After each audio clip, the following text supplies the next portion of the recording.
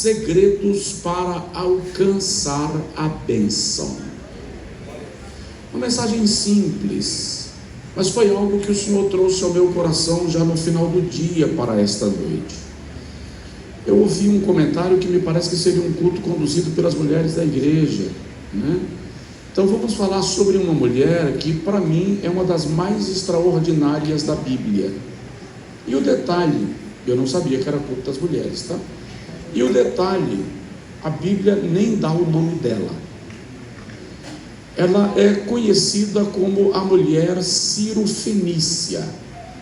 Mateus capítulo 15, versículo 21 a 28.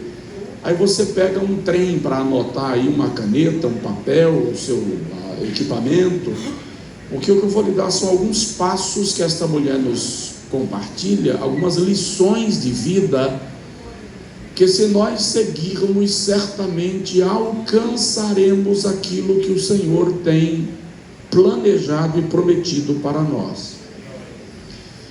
E partindo Jesus dali, foi para as partes de Tiro e de Sidom. E eis que uma mulher cananeia, que saíra daquelas cercanias, clamou dizendo: Senhor, filho de Davi, tem misericórdia de mim, que minha filha está miseravelmente endemoninhada. Mas ele não lhe respondeu palavra. E os seus discípulos, chegando ao pé dele, rogaram-lhe, dizendo: Mestre, em algumas versões está o mestre, despede-a, ela vem gritando atrás de nós. E ele, respondendo, disse: Eu não fui enviado senão às ovelhas perdidas da casa de Israel. Então chegou ela e o adorou, dizendo: Senhor, socorre-me. Ele, porém, respondendo, disse: Não é bom pegar o pão dos filhos e deitá-lo aos cachorrinhos. E ela disse: Sim, Senhor, mas também os cachorrinhos comem das migalhas que caem da mesa dos seus donos, dos seus senhores. Então respondeu Jesus e disse-lhe: Ó mulher, grande é a tua fé, seja isso feito para contigo como tu desejas. E desde aquela hora a sua filha ficou sã. Diga amém. Amém. Agora diga comigo assim: Senhor Jesus, fala comigo. Amém. Amém. Se não for pedir muito, dá um toque no irmão do seu lado e fala com ele assim: dar glória a Deus aqui é de graça, tá?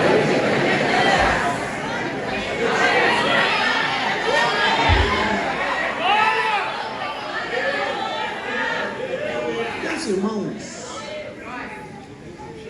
alguém já disse que as mulheres não são necessariamente mais santas, mas são indiscutivelmente mais espirituais. As verdades mais fundamentais do Evangelho foram comunicadas por Jesus a algumas mulheres. Poderíamos falar de Marta. As lições de Jesus com Marta são extraordinárias.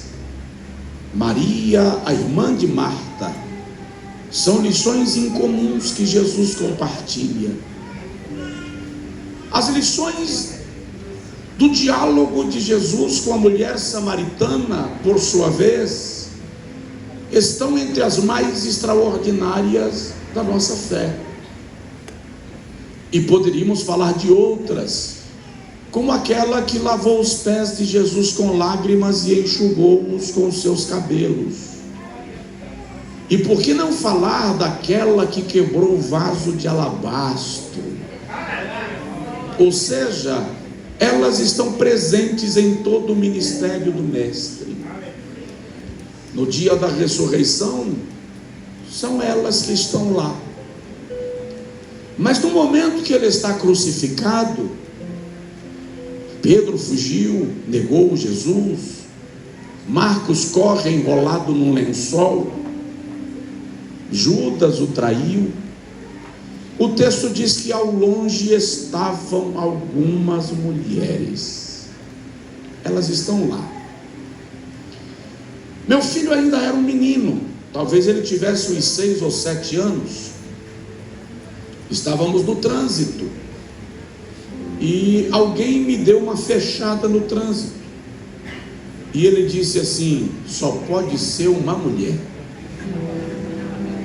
Eu resolvi ultrapassar o carro para ver quem era o motorista, e quando eu colei, era um homem. Eu falei com ele: não é uma mulher, é um homem. Ele disse: mas é filho de uma mulher. De qualquer jeito, ele queria que a verdade dele prevalecesse naquele dia. Dizendo isto para falar desta mulher sem nome. A Cirofenícia já chega para Jesus com uma conta negativa. Basta olhar para o versículo 21, quando diz que ela era cananeia. Se você vai para o Antigo Testamento, as nações cananeias foram as nações que o Senhor ordenou a Moisés que exterminasse, porque eles eram idólatras, politeístas. Eles sacrificavam os seus filhos às suas divindades. Então ela não era uma mulher bem vista. Israel cometeu uma falha no seu processo de conquista da terra. Não exterminou por completo as nações cananeias como Deus havia ordenado. O resultado disto é que ao longo das páginas do Antigo Testamento, estas nações se tornaram inimigas ferrenhas de Israel. Tem um texto de Ezequiel que o Senhor chega a dizer que elas se tornaram espinhos para os olhos de Israel. Olha que pesado. Espinhos para os olhos. Ao longo da experiência do Antigo Testamento, a relação de Israel com as nações cananeias se torna ainda mais grave quando um rei de Israel, Acabe, se casa com uma princesa cananeia, Jezabel. E Jezabel traz para o território de Israel o culto pagão, matando profetas, perseguindo aqueles que honravam ao Deus Israel. Doravante, ao longo da história, os israelitas não querem conexão com os cananeus sob nenhuma hipótese. Eles querem manter a distância dos cananeus. Então essa mulher cananeia que chega para Jesus já chega com uma conta negativa. Ela não é bem-vinda. Diga-se de passagem que o ministério de Jesus vivia um momento melindroso. As autoridades religiosas de Israel já estavam de olho nele. Já havia inclusive um plano silencioso para prendê-lo e matá-lo, porque Jesus havia se tornado uma perturbação para a letargia religiosa de Israel. Então eles queriam matar Jesus.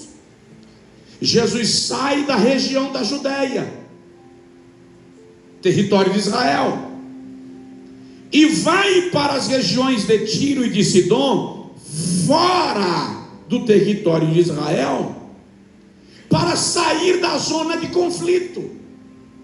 E aí vem um problema, ela vem gritando: Se ela vem gritando, ela vem chamando a atenção.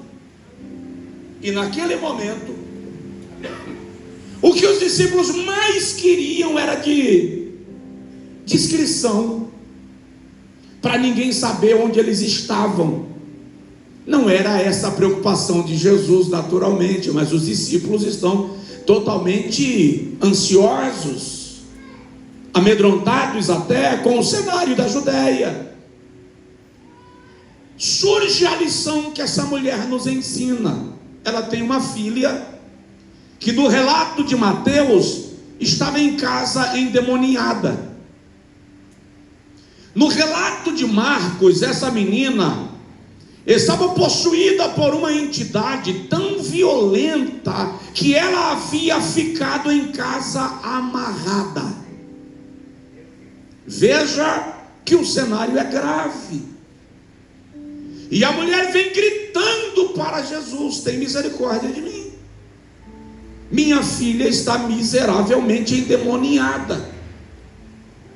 Vamos aprender com ela lições que nós precisamos colocar em prática. E a primeira lição que nós aprendemos aqui é: saiba para onde ir quando não souber mais o que fazer. Não dá para fazer mais nada. Seu limite chegou. Tudo que você poderia fazer já fez. Sua capacidade foi esgotada. Seus recursos foram minados. Ela descobre que Jesus está na região. Quantas vezes nós apelamos para todos os recursos possíveis e viáveis e não experimentamos orar?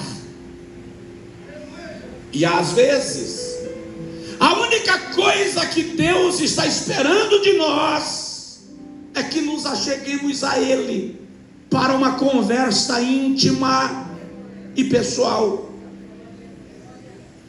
Havia uma outra mulher no Novo Testamento, da qual a Bíblia também não dá o nome. Nós a conhecemos como a mulher do fluxo de sangue. A tradição católica chama-a de Berenice. Aquela mulher sofria há 12 anos de uma hemorragia. A tradição diz que ela viveu o seu primeiro ciclo menstrual e não parou mais de sangrar. Partindo desse princípio, essa mulher já tem aproximadamente 25 anos. E como no arraial de Israel, no território de Israel, a mulher no período do ciclo menstrual era considerada impura não no sentido de imundície, mas ela não podia manter o seu convívio enquanto estava expelindo o fluxo sanguíneo. Então havia fora das cidades um lugar, uma hospedagem chamada de Arraial das Impuras. No período do ciclo menstrual, as mulheres iam para lá e ficavam lá. Agora imagine, todos os meses mulheres vêm e voltam. E como o fluxo menstrual de cada uma tem o seu regulamento, todos os dias tinha mulher chegando e mulher saindo, e ela permanecia lá. E imagine que as mulheres conversavam com as amigas. Você viu a situação daquela moça? Vamos conjecturar que fosse Berenice. Vocês viram a situação da Berenice? Gente, o que será que ela tem? E as mulheres, normalmente, pelo menos as modernas, chamam umas às outras de amiga ou de menina. Menina, você viu a Berenice? Amiga, você viu como ela está pálida? 12 anos. Ela não podia sair de lá. Ela perdeu o período fértil e não se tornara mãe. Nenhum homem se casaria com ela naquela condição. Seu futuro estava completamente comprometido. Até que chega uma mulher para o arraial das impuras e diz assim: tu está sabendo que Jesus de Nazaré vai passar aqui na cidade? Aí a outra pergunta: quem é Jesus de Nazaré? Menina, tu nunca ouviu falar?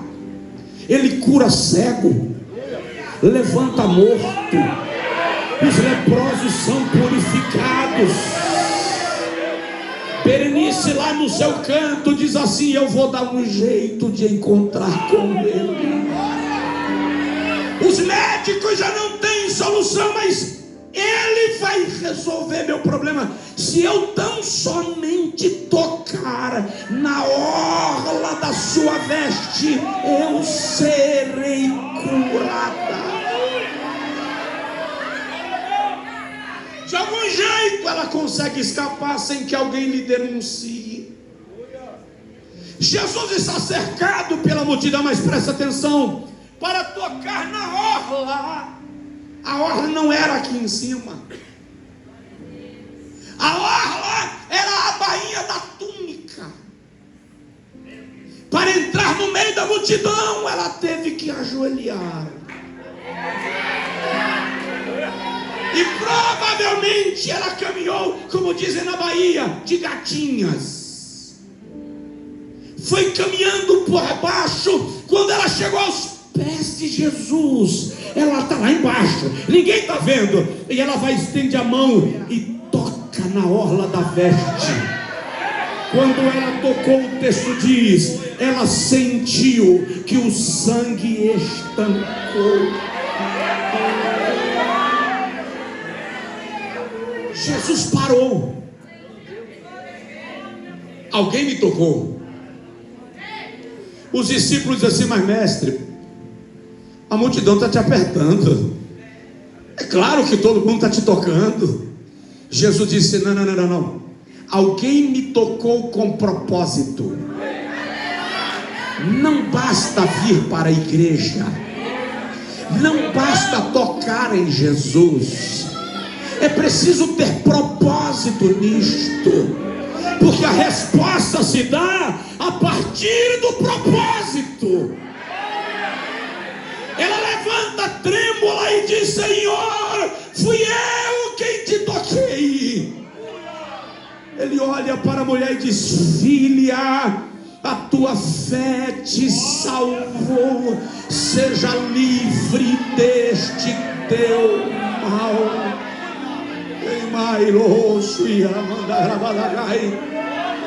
Vá, Jesus, procure quem resolve, converse com ele.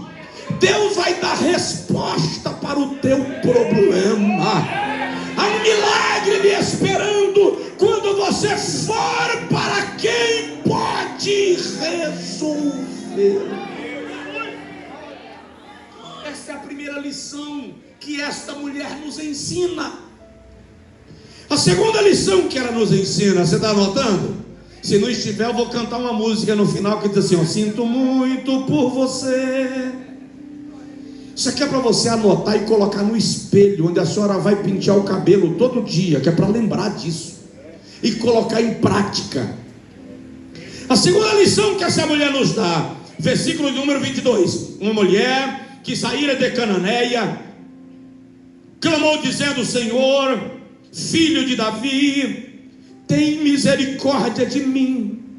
Minha filha está miseravelmente endemoninhada. A segunda lição que ela nos dá é: reconheça quando Deus está perto. Não entendi, pastor? Presta atenção. Lá em 2 Samuel, capítulo de número 7, o Senhor faz uma promessa para Davi: não faltará da tua descendência alguém que se assente sobre o teu trono por todos os dias da tua vida. Isso é chamado de aliança davídica. Acontece que quando Davi morre, Salomão assume o trono, é da casa de Davi. Quando Davi morre, Roboão assume o trono, é da casa de Davi. Mas no reinado de Roboão, o reino rachou.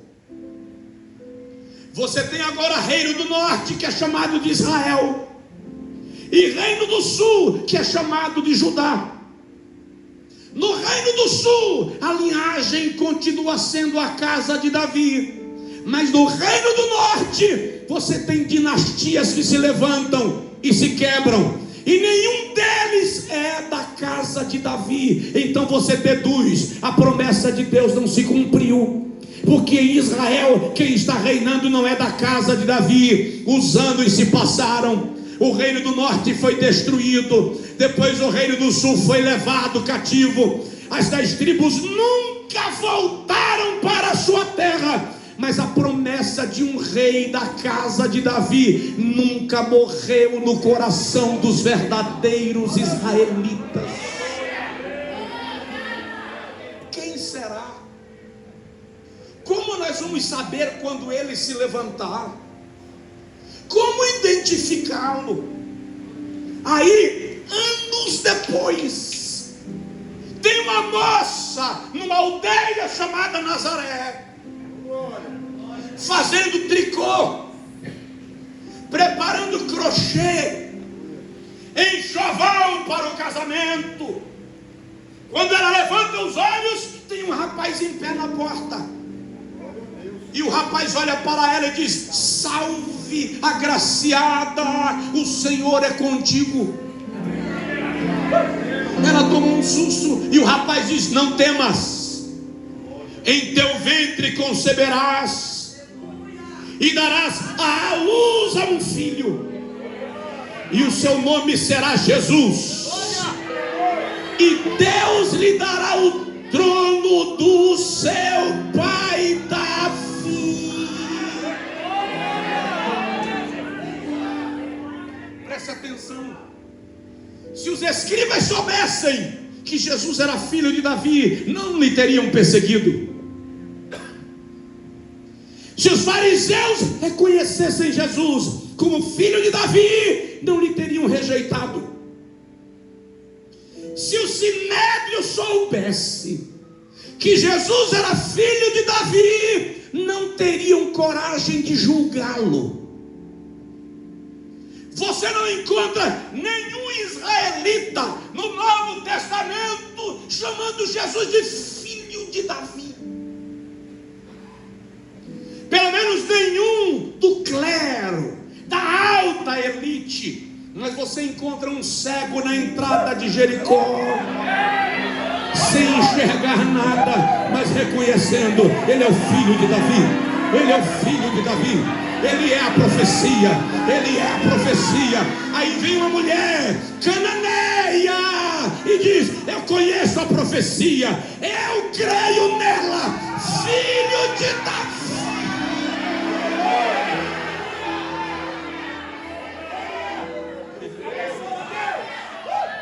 Existe uma condição sine qua non, existe uma condição irrefutável, incontestável, inegociável para Deus atender qualquer pedido seu. Creia no que Ele disse. Não importa há quanto tempo Ele disse. Quando ela grita: filho de Davi, ela chamou a atenção de Jesus. Ela ganhou o coração de Jesus. Reconheça quando Deus está perto. Eu não sei há quanto tempo Deus lhe prometeu, mas sei que Deus não contabiliza tempo, porque Ele é eterno. Então a promessa que Ele lhe fez há 25 anos, para Deus é como tendo sido feita hoje. Ela está de pé. Diga para o seu vizinho bem de leve assim: a promessa está de pé. Ah, pastor, mas na época eu nem tinha cabelo branco. Deus não contabiliza assim. Mas pastor, na época eu nem era casada. Deus não contabiliza assim.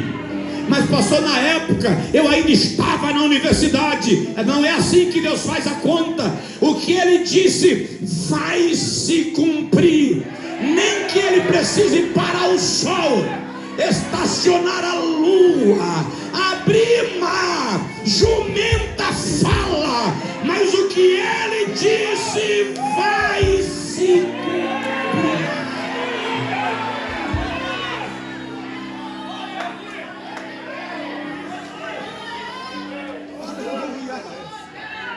O grande problema na igreja é que a maioria de nós não conhece a Deus. Glória a Jesus.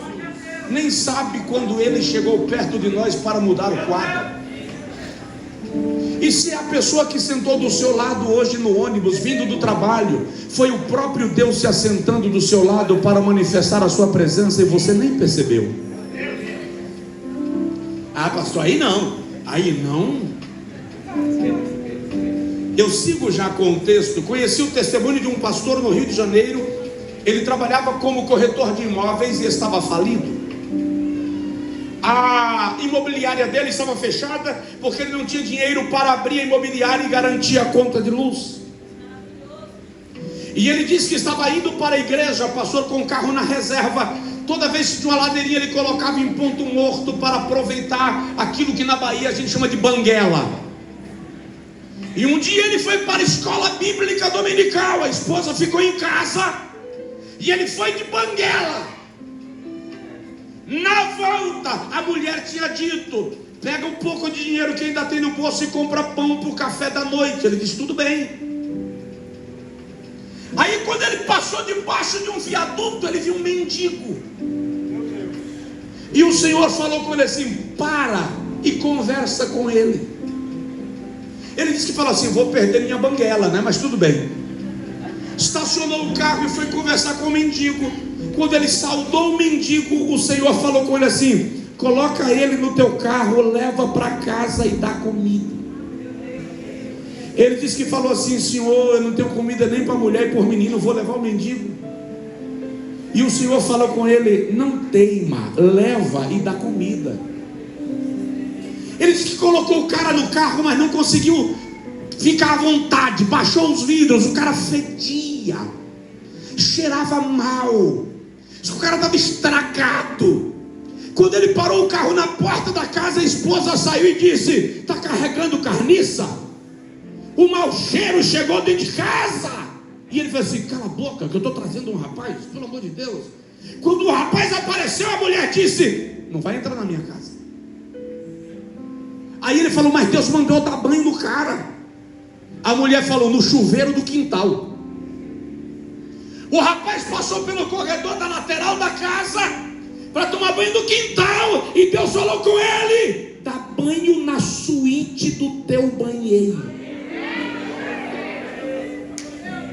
Ele falou com Deus: o senhor quer me separar hoje? Porque a mulher vai me largar hoje. O senhor sabe disso, né?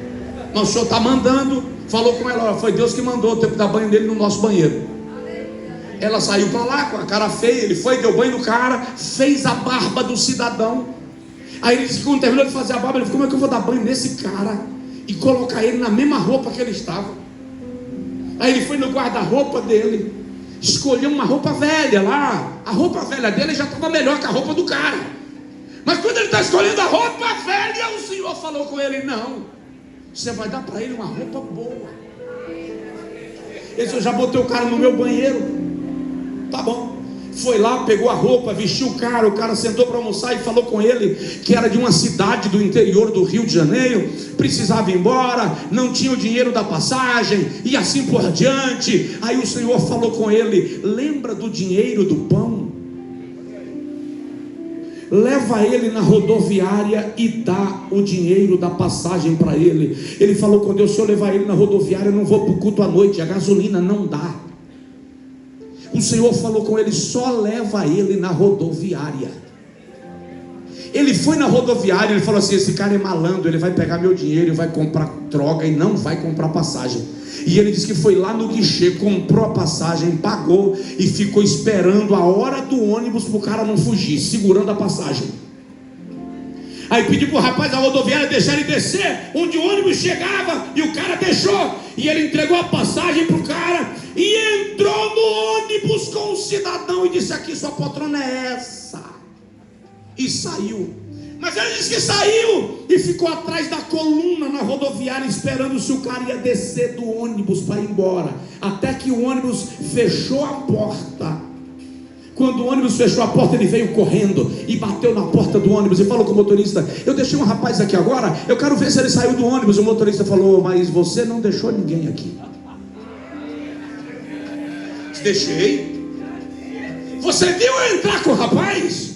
Você conferiu a passagem? O motorista disse: você deve estar doido. Eu conferi a passagem na tua mão e não entendi quando você saiu do ônibus e não continuou a viagem. Você não entrou com ninguém, você estava só. Isso, me deixa entrar para ver. O motorista deixou, ele entrou, chegou lá, a poltrona estava vazia. Aí ele voltou para casa aturdido. Quando ele chegou em casa, ficou quieto, não foi para o culto à noite porque não tinha gasolina. No outro dia pela manhã, ele acordou com alguém batendo no portão. Quando ele abriu o portão, era uma irmã da igreja que estava com câncer em estado terminal. Aquela irmã não levantava mais da cama, aquela irmã não ia mais para a igreja, ela não andava mais, mas ela estava na porta dele. Quando ele abriu a porta, falou: minha irmã, a senhora aqui. O Senhor tomou a irmã e disse assim: eis que eu te digo, estive na tua casa ontem, tu me destes banho, me deste a tua roupa, e a comida que tinhas à mesa me serviste. Por causa disto, hoje eu te abro a porta.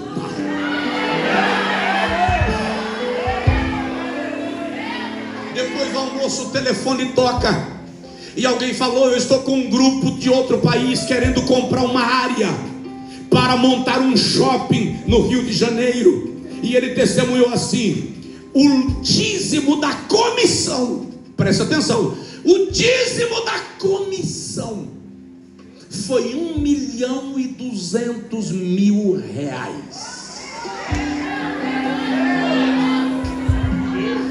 Deus pode sentar do teu lado e você não saber que é Ele, porque você não está prestando atenção. Essa mulher de Serranil é Jesus, é o filho de Davi. O segundo segredo para a bênção é: descubra quando Deus está perto. Fique atento, fique percebendo, porque Ele vai chegar e vai resolver o seu problema.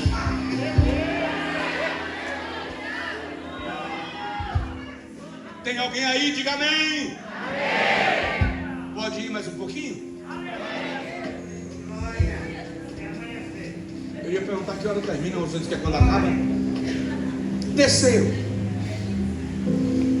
ore pelo outro, como se o problema fosse seu.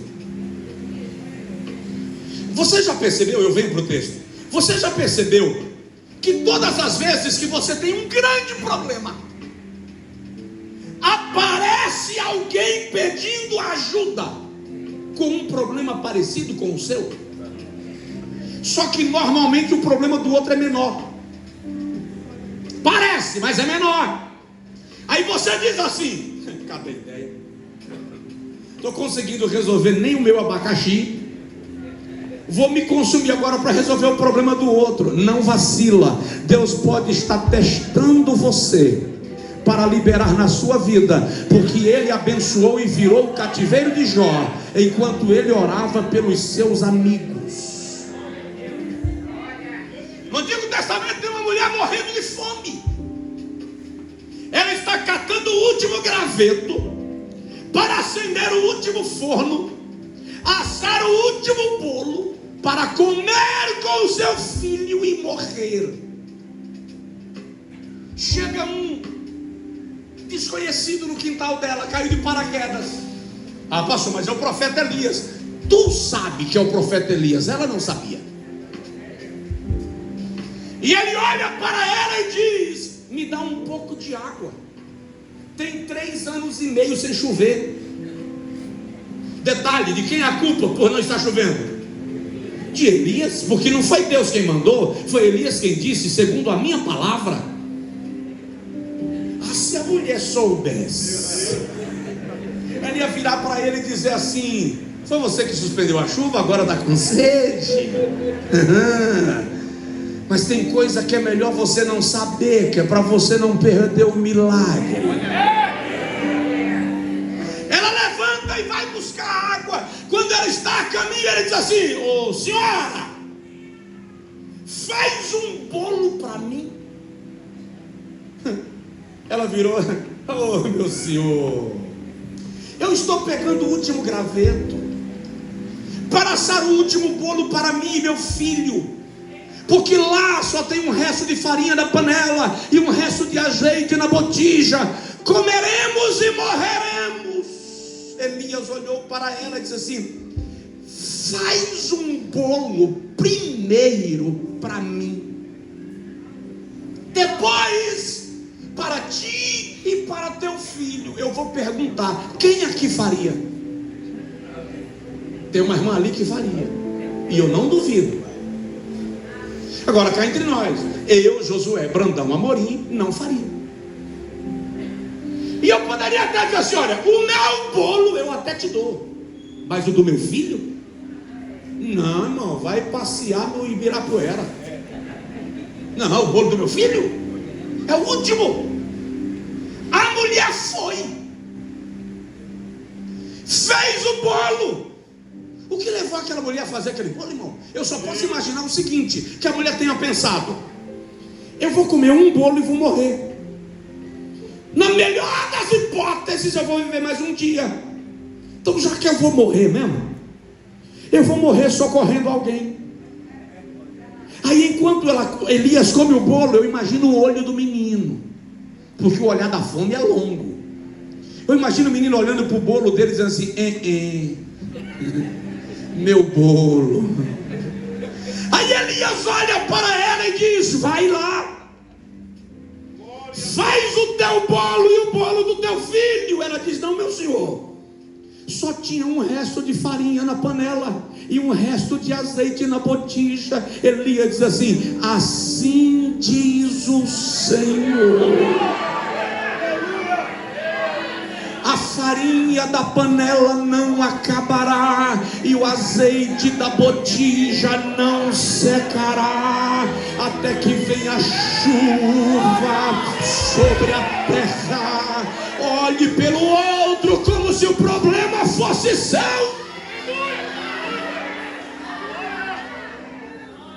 Sabe quem era aquele menino? A tradição histórica, o Talmud diz que aquele menino se chamava Jonas. Ele se tornou discípulo de Elias, depois discípulo de Eliseu, na escola dos profetas. Mais tarde é com ele que Jeová fala quando diz: vai a Nínive e profetiza contra Nínive. Quando você aprende a investir no profeta, Deus planeja o futuro da tua descendência. Deus planeja o futuro dos teus filhos. Aleluia. Olha o que a mulher diz: Senhor, tem misericórdia de mim. Tem misericórdia de quem? De mim. Mas quem estava endemoniado? A filha, não ela. Mas ela ora pela filha, como se o problema fosse dela. É a filha que vai ser curada, mas ela pede como se fosse ela. Ou seja, quando o problema do outro te tocar tão profundamente que você vai orar como se fosse seu, você vai receber resposta da sua oração. Ore pela irmã Maria como se estivesse orando por si mesma. Ore pelo marido da irmã Josefa como se estivesse orando pelo seu marido. Chame para si o peso senso espiritual. Dá um toque de leve no vizinho e fala com ele, o milagre vai acontecer. Eu vou agilizar para terminar. Terceira lição que essa mulher nos ensina. Olha o que o texto diz. Jesus não lhe respondeu palavra. Quem deseja alcançar a bênção, levanta assim a mão. Muito bem. Então lá vai a quarta lição. Dura, desafiadora, violenta. Aprenda a lidar com o silêncio de Deus. Você está orando e Deus não fala. Você está clamando e Deus não responde. E é interessante, você vai para o culto das mulheres na Assembleia de Deus Piraporinha, e o pastor diz que a mulher que vai pregar hoje é uma profetisa. Deus usa a irmã fulana, venha para o culto. Aí você vem hoje, Deus vai responder meu problema. Aí quando você está no meio do culto, Deus começa a usar a mulher. Aí ela vem e fala com a pessoa do seu lado esquerdo. Aí você diz, é agora. Ela passa na sua frente, fala com a pessoa do seu lado direito. E você fica aqui, ô Senhor, não me esquece. E vai embora. E não fala contigo. E você diz, Deus me abandonou. Presta atenção. Deus jamais abandona. Mas lá vai uma lição. Quem já frequentou a escola? Levanta a mão. A escola comum, a escola regular. Na hora da prova, professor conversa. Na hora da prova, ele entrega a prova e senta. E o silêncio toma conta da sala. De vez em quando, dá licença, viu, pastor? De vez em quando o professor sai da mesa dele e vai caminhar nos corredores entre as carteiras. Olha a prova de um, olha a prova de outro, mas não fala nada. De vez em quando o professor, quando é bonzinho, ainda faz assim: essa resposta aqui está completa? É te dando um toque, está te dando um sinal. Tem professor aqui provavelmente. O professor diz assim: essa alternativa aqui você não marcou direito, lê de novo. Ele está em silêncio, ele não vai te dar a resposta, porque você está no tempo da prova. Uma das coisas que eu aprendi sobre provação é que Deus fala contigo antes da prova e fala contigo depois da prova, mas durante a prova ele se cala. Ei, o silêncio de Deus nunca foi sinal de abandono. O silêncio de Deus é apenas o sinal de que ele está te observando, mas ele continua no controle da sala. Ele continua trabalhando o seu propósito.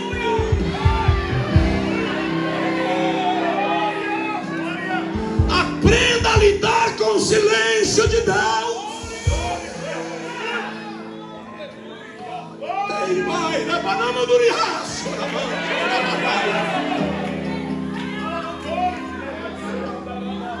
Eu vou na casa da irmã fulana porque Deus usa ela em profecia. Não vá não.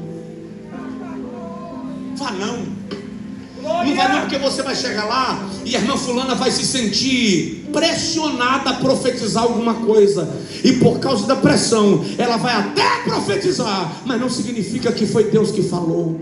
Pastor, o que o senhor quer dizer com isso? O que eu quero dizer é que até Natan, uma certa feita, só para agradar Davi, profetizou, e quando chegou em casa Deus disse assim: volta e diz a Davi que aquilo que você disse não fui eu que falei.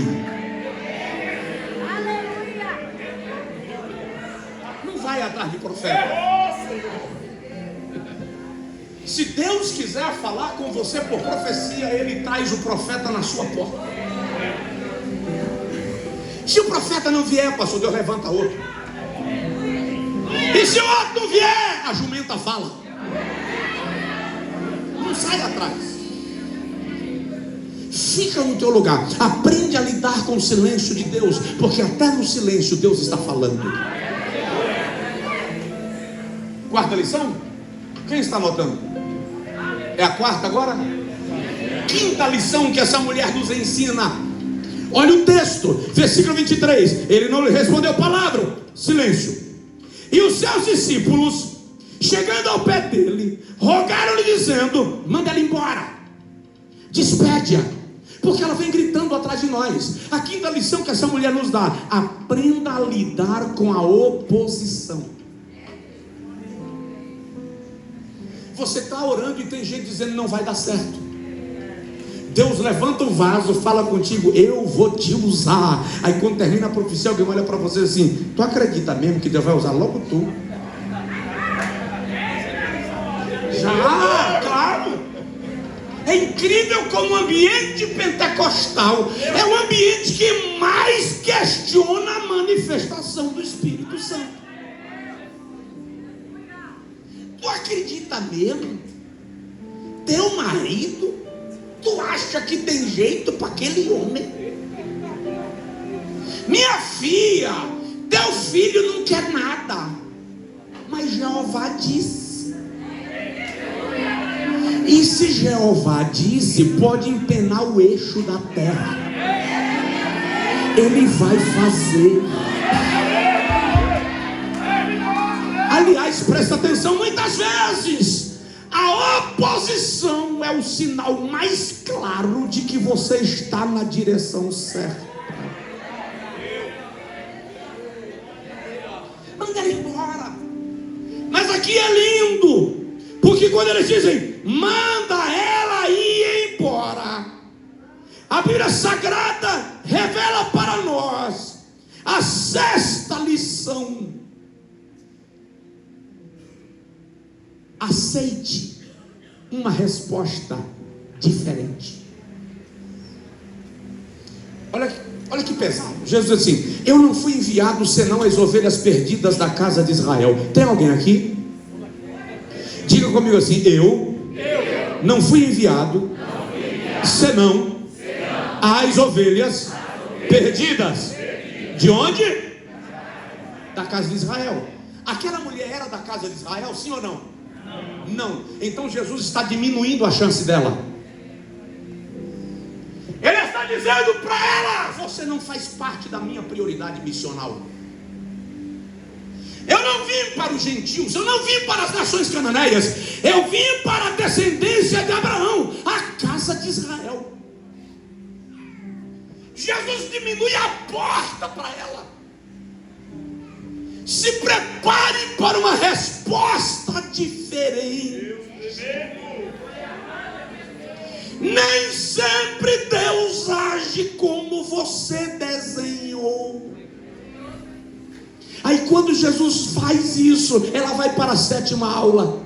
Eu não fui enviado senão as ovelhas perdidas da casa de Israel. Ela ajoelha, porque até agora ele estava em pé.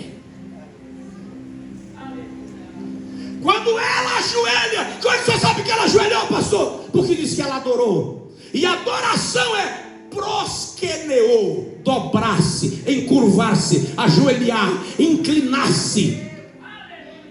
Ela ajoelha, e ela não ajoelha para reclamar, ela prostra-se e adora. E na adoração ela diz: Senhor, socorre-me.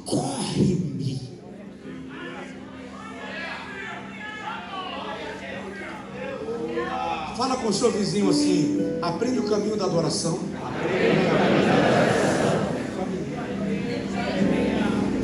Então louve, simplesmente louve. Tá chorando, louve. Não importa, louve. Tá sofrendo, louve. Não importa, louve. Seu louvor invade o céu.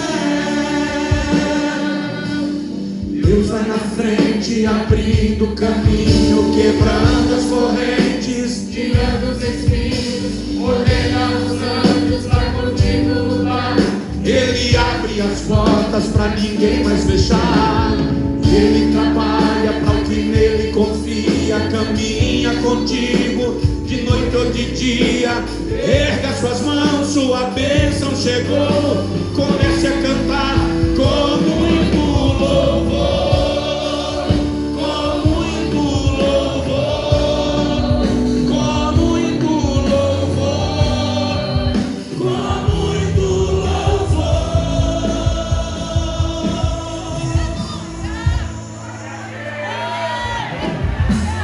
A gente precisa entender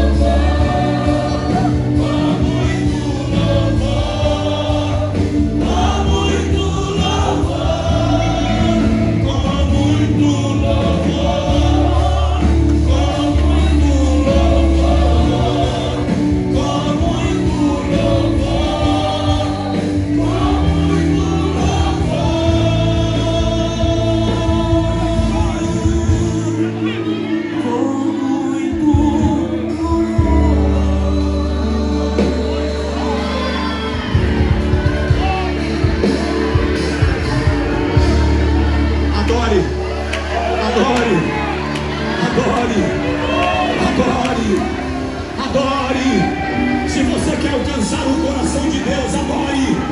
Se você quer alcançar o coração de Deus, adore. Mas é difícil, pastor, adore. Está doendo, pastor, adore. Eu não estou conseguindo dormir, adore. Caminha em casa adorando, entra no ônibus adorando, pega o trem adorando, entra no metrô adorando. A tua adoração vai tocar os céus.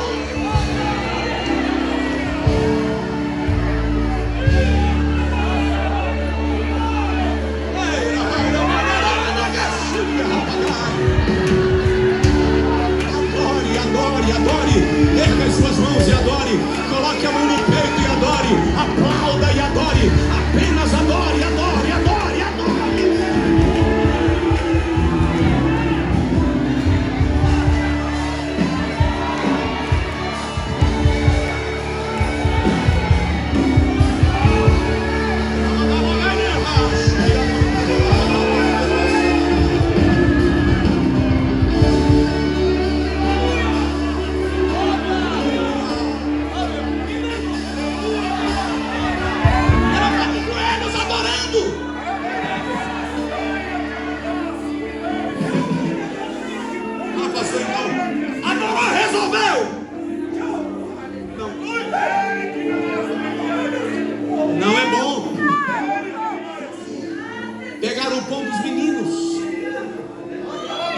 Jogá-lo aos cachorrinhos. Meu Deus! Ela não interrompe a adoração, a porta fica mais difícil. Porque agora Jesus diz assim: o pão é dos meninos, Israel. Os cachorrinhos é a forma como os gentios eram conhecidos. Nos dias de Jesus, os judeus tinham uma oração que eles faziam todo dia. O homem judeu orava todo dia agradecendo a Deus por não ter nascido cachorro e por não ter nascido gentio. Mas o texto manifesta, e alguns estudiosos dizem que esse socorre-me, que ela repete aqui, porque ela prostra e se adora, dizendo socorre-me. Alguns estudiosos dizem que esse socorre-me é mais à frente. Quando ela diz, ela prostra e adora, Jesus diz, não é bom pegar o pão dos filhos, jogá-los aos cachorrinhos. Ela está de joelhos. Quando Jesus diz isso, ela deita.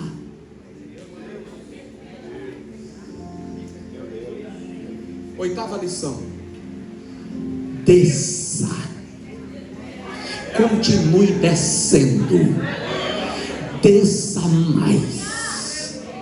Desça o quanto for possível descer, até que Deus responda. Quando ela deita, ela diz: Senhor, me socorre.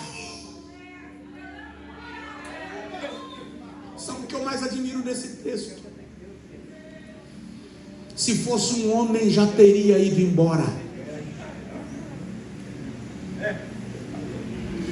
Quando ele disse, eu não fui enviado senão as ovelhas perdidas da casa de Israel, um homem já teria se sentido ofendido. Depois disse que é mestre. Quando ele disse, eu não vou pegar o pão dos meninos e jogar para os cachorrinhos, o cara teria saído estufando. Ela deita e diz, me socorre. É como se ela dissesse, eu tenho tanta certeza que tu és o filho de Davi, que eu não vou arredar daqui.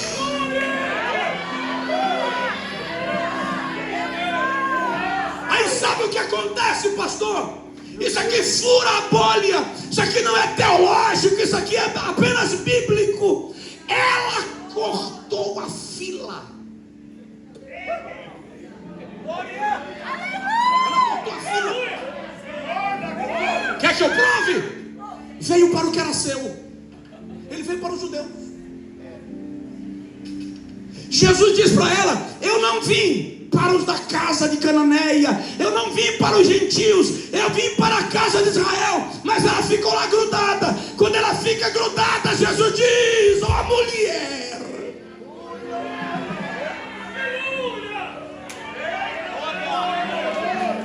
o que era para depois, eu vou fazer hoje.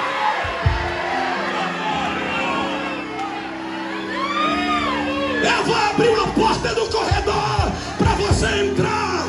Seja isso feito para contigo, como tu desejas.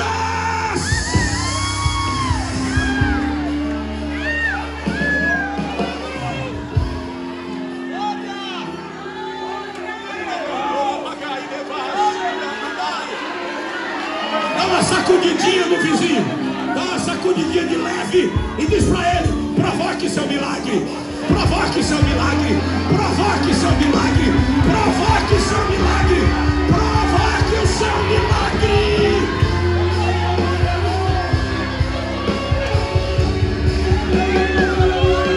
Fica de pé quem puder, por favor.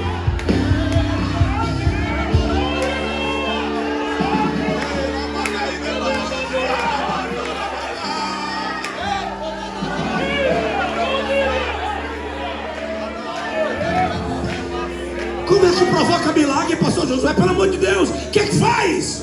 Fé. Ó, mulher, grande é a tua fé. Presta atenção, quem está dizendo isso não é o pastor Heber. Porque o pastor Heber chegar para uma irmã e dizer: minha irmã, como a sua fé é grande, é uma coisa. Mas imagina o autor e consumador da fé olhar para você e dizer: grande é a tua fé. Não é uma fé comum. A fé dela é tão extraordinária que aquilo que era ali ainda era para Israel, ainda era para a casa de Israel, e ela furou. Jesus não abriria esse precedente por um pedido qualquer, com uma postura qualquer. Segundo segredo para você provocar seu milagre está no texto: deseja. Seja feito para contigo como tu desejas. O que você tem desejado de Deus? O que você tem pedido a Deus? Como está o teu foco, o teu propósito naquilo que você deseja? Deus é poderoso para atender. Deus é poderoso para fazer. Seja feito para contigo conforme tu desejas. Provoque o milagre. Coloque a sua fé em exercício puro. Não aceite ninguém colocar a sua fé em dúvida. Alguém vai olhar e vai dizer: eu não acredito. Não diga nada. Só diga assim: Senhor, blinda meu coração. Eu vou continuar crendo. Eu vou continuar guardando no Senhor. Vai ter alguém dizendo para você desistir. Mantenha seu coração firme. Deus vai fazer. Deus vai fazer. Deus vai fazer. Quem tem 90 anos aqui, levanta a mão, por favor. Ali tem um irmão de 90. Deus abençoe sua vida e me faça chegar lá. Deus olha para Abraão com 90 e diz assim: vou te dar um filho. Só que Sara é estéril, já é idosa e é estéril. Paulo diz que os membros de Abraão já estavam amortecidos. Precisa fazer exegese desse texto? Sim ou não? Não. Está dizendo que ali acabou. Já estava aposentado, sem função, não servia mais. Acabou, não faz mais nada. E Deus olha com coroa de 90, casado com uma idosa de 70, estéril, e diz assim: vou te dar um filho. Era tão impossível que Sara lá dentro fez assim: ai, como? De que jeito? O Senhor é grande, Jesus. Mas o texto diz: e Abraão creu. Por quê? Diga para o seu vizinho: porque a minha fé em Deus não depende da sua.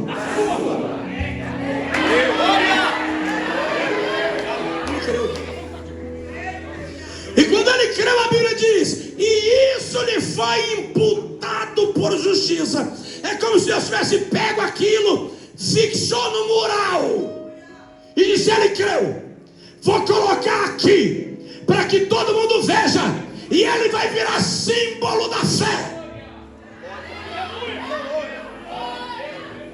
Simplesmente creia. O que Deus falou com você, pastor, depois que Deus falou, aconteceu tudo ao contrário. Deixa eu te falar uma coisa, é normal. Normalmente Deus fala contigo algo e os primeiros acontecimentos são contraditórios. Você aguenta ficar em pé 3 minutos? Se não aguentar, senta. Mas se aguentar, eu não vou passar 3 minutos. Chegaram para Jesus e disseram assim: Lázaro, teu amigo a quem tu amas, está doente e vai morrer. Jesus disse: a doença não é para a morte, é para a glória de Deus. Se Jesus diz isso para mim, eu vou entender o quê? Lázaro não vai morrer. Jesus falou que a doença não é para a morte. Eu te pergunto, Lázaro morreu ou não? Mas Jesus não deu a entender que não ia morrer? Por que Jesus fala uma coisa e depois acontece o contrário? Se Jesus tivesse curado a Lázaro, ele teria feito por Lázaro o que ele fez por muita gente. Se Jesus tivesse ressuscitado a Lázaro no primeiro dia, ele teria feito por Lázaro o que ele fez por algumas pessoas, a exemplo do filho da viúva de Naim. Quando ele chega no 4º dia, ele está dizendo: eu vou fazer por Lázaro o que eu não fiz por ninguém.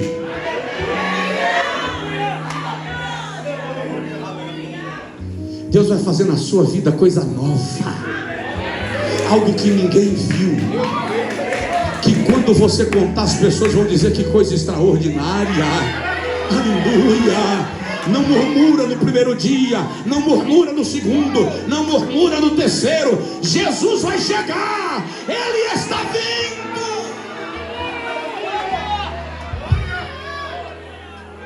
Ore comigo. E depois que você orar acerca do seu problema, não encerre a oração pedindo, encerre a oração agradecendo. Você vai dizer assim: Senhor, eu te agradeço porque meu milagre já aconteceu. Eu te agradeço porque a salvação do meu marido já foi liberada. Eu te agradeço porque no mundo espiritual o Senhor já autorizou. Agradeça, ore, apresente sua causa, mas termine agradecendo. E quando você agradecer, você vai virar para a pessoa do seu lado e vai orar por ela como se estivesse orando por você. Ore pelo problema do seu vizinho como se fosse pelo seu. Mas eu não sei o problema dele, pastor. O Espírito Santo sabe e vai guiar as suas palavras. Pai, todos aqui têm uma causa a ser posta diante de Ti. Eu não conheço nenhuma delas, e eu saber não muda nada, até porque também eu tenho as minhas. Mas nós confiamos no Senhor, e nós queremos nesta noite, Senhor, colocar diante de Ti. E ao colocarmos aos Teus pés, nós agradecemos. Tem gente aqui que tem problema tão sério, Pai, que não quer nem abrir a boca para falar, para ninguém ouvir aquilo que está fustigando a sua alma. Mas o Senhor conhece, o Senhor conhece. E eu peço agora que uma nuvem da presença do Senhor cubra esta casa, que uma nuvem da presença do Senhor cubra este lugar, e o Senhor comece a liberar respostas, milagres, porta aberta, provisão, em nome de Jesus. Nós te louvamos. Agora vire para o seu vizinho e ore por ele. Se o irmão tiver proximidade com essa pessoa, coloque a mão no ombro dele, no ombro dela. Se não tiver proximidade, apenas estenda a mão e ore por essa pessoa agora. Interceda por ele. Espírito de Deus.